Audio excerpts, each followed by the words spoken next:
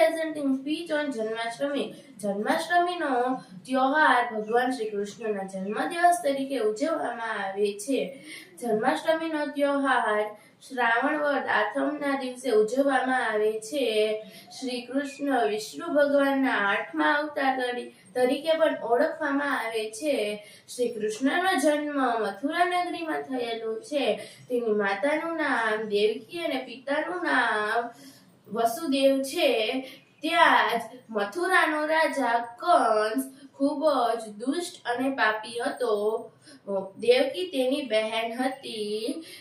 જ્યારે દેવકી અને વસુદેવના લગ્ન થયા ત્યારે આકાશવાણી થઈ કે દેવકીનું 8મું સંતાન કંસનું વધ કરશે. ત્યારે કંસ દેવકી અને વસુદેવને જેલમાં બંધ કરી દીધા અને એક પછી 7 સંતાનોને મારી નાખ્યા. જ્યારે જન્માષ્ટમી હતી, રાતના 12 વાગ્યા હતા, ત્યારે દેવકીને 8મું સંતાન શ્રી કૃષ્ણ જન્મ્યા.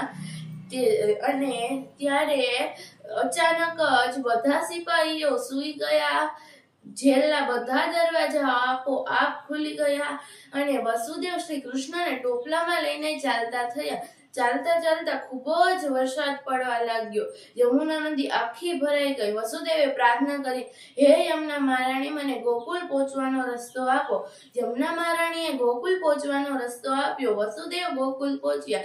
ત્યાં યશોદા અને નંદના ઘરે પુત્રી જન્મી હતી. તે પુત્રીને લઈને શ્રી કૃષ્ણને મૂકીને વસુદેવ જેલ તરફ પાછા ફર્યા. આ રીતે શ્રી કૃષ્ણ કંસના હાથેથી બચ્યા.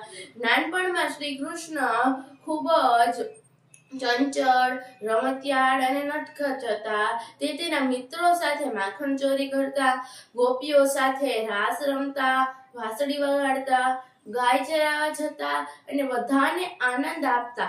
મહાભારતના યુદ્ધમાં શ્રી કૃષ્ણ પાંડવોના મિત્ર બન્યા અને અર્જુનના સારથી બન્યા.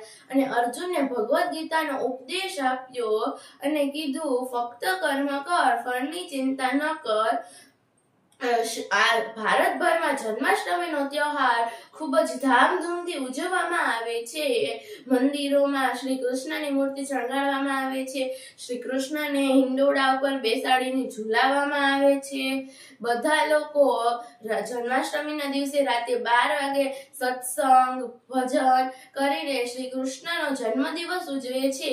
ક્યાંક જગ્યાએ મટકી ફોડનો પણ કાર્યક્રમ રાખવામાં આવેલો હોય છે.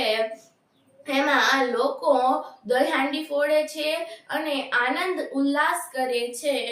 જન્માષ્ટમીનો ત્યોહાર આપણે એ શીખવાડવામાં માંગે છે કે સચ્ચાઈ અને પ્રેમની હંમેશા જીત થાય છે. સામે અહિંસા અને દુષ્ટ ગમે એટલું મોટું હોય, અંતમાં તેનો નાશ પામે છે. ચાલો આપણે પણ શ્રી કૃષ્ણની જેમ આપણું જીવન આનંદ અને ઉલ્લાસથી ભરી દઈએ. જય શ્રી કૃષ્ણ.